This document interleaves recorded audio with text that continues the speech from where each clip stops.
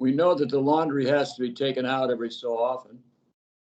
And when a son doesn't do his own laundry and he's living with his parents and they have to do it for him, I guess that's what's going on in Northport, Florida. They went on a little 3-day jaunt somewhere 60 miles north of here in the forest. The mother had lined up a place along a river, and they spent 3 days, and then they came back. This is all after Brian Laundrie came back with Gaby's vehicle, her vehicle, and no Gaby. And why did they ever call her Gaby anyway? Maybe that's been the problem all along. Nobody made mention. People said she gabbed a lot, talked a lot, and on a trip with one other person in close quarters, perhaps she talked too much. It's a speculation, of course. You know, with someone with a short fuse, immature and all of that, in tight quarters, they get into some squabbles, and they did.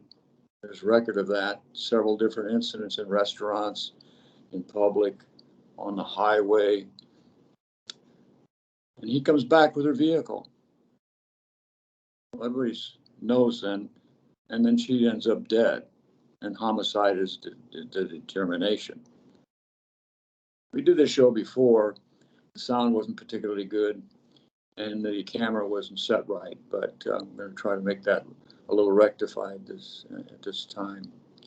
Where the parents said he went is a swamp, a large swamp, and it's shallow and deep, but not very deep. And I mentioned in the previous show, trying to bring in a submarine in there, as the Sarasota County Police did, Sheriff's Department did, is ridiculous. So it's a non-functional situation. That's designed for out in the ocean or the Gulf or in a large clear lake where you can see some distances. It was a way to collect money from the federal government and the FBI to exploit the situation, not to help anyone but themselves. The Sheriff's Department is led by a very odd sheriff, and Sheriff Hoffman. He's a member, has been, or said he, well, it really wasn't, but it was filmed with QAnon, which is an odd group by itself. But coming back to the swamp, or the tract, it's 30 square miles, I believe, and it's large, and it used to be part of the Carlton tract. And I met Mabry Carlton, who owned that. He used to herd cattle with a small, what they call hedgehopper plane, and it ended up causing his death. He was later on, after I had met him, maybe a couple of months, he was flying over herding cattle from that plane, and his plane caught a guy wire and flipped and crashed and killed him. And the family then, Lisa Carlton and some others, and I met all of these members at one time and relatives from the Carlton family.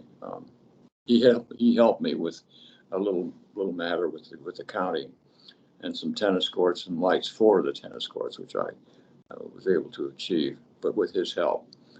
But the Carltons were generous people. They're moderate to conservative people of no real party, but of real social concern and social benefit for the county itself, place they loved, raising cattle for a living for a long, long time. Not housing, not residences, not condos or building or construction, just a simple, wealthy farmer, because the land got shorter and less in numbers of acres and so forth, and more valuable all the time. In any event, going into that bog would have been a mistake. Probably not going to survive coming out of it. The FBI has given up on that. They're questioning the parents some more. For some odd reason, it now comes out that Mr. Laundrie is getting his laundry clean in another way. One of the last things he did, for some odd reason, he bought a new cell phone and then left it behind. Maybe he bought two, just left one behind. Speculations continue. But he went 60 miles north with the family and the family of Gaby, her stepfather and mother. And now it seems these two families are estranged. Not many people are trusting the Laundrie that comes from the Laundrie family. And maybe we shouldn't judge. But the questions keep coming. What really happened to that Gaby little girl, that beautiful spirit that she had? What is in our terrible imagination?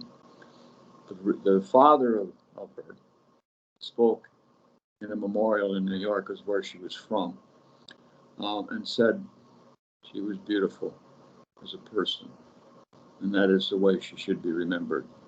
And we should be grateful that she lived the life that she lived as a beautiful person.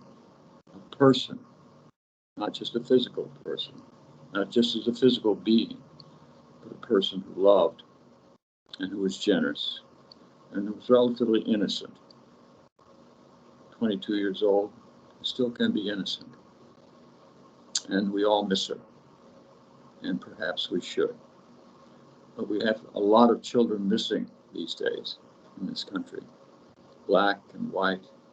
She was white, but there are others who are missing and dead and found dead. Quite a number of young people. And in the area that she ended up dying in, they said there were 80 or so missing people there in this recent time frame. So the beautiful area of the Tetons, Mount Rushmore, and all of that is a significant place. There's a lot to talk about with Mount Rushmore. Guzman, Berglund Guzman, who did the carving of the faces on Mount Rushmore, that started the Stone Mountain sculpture regarding the Confederacy. That's a story too by itself. Very interesting stuff. But that's a deviation, and that's where they went. They went there to see these things in very close quarters, and it ended up poorly, to say the least. Bloody, awful circumstance at the bloody edge. Thank you for watching.